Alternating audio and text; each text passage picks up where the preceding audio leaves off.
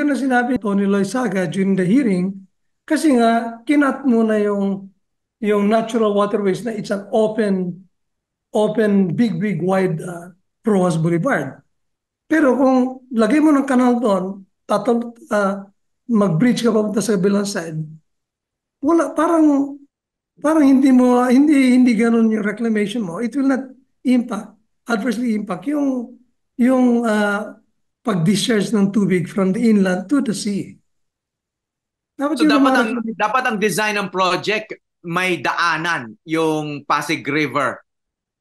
It will be Oo, like an doon sa island gitna ng talaga. reclaimed area. Oh, magkaroon ng island doon. Yung reclaim area is an island. Tapos may mga bridges. You look at some areas sa Louisiana, sa sa Florida, ganun ang pag-reclaim nila.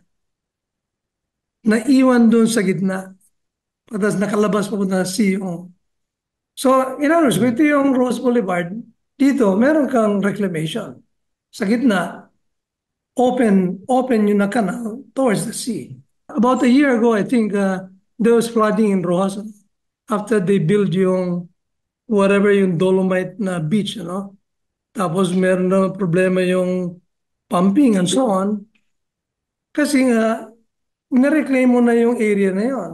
Pero dapat nilagay mo ng waterway in between. Parang cut-off channel, so to speak, all the way to the sea. Mm. So Mm. walang Mm. problema kung na gano'n.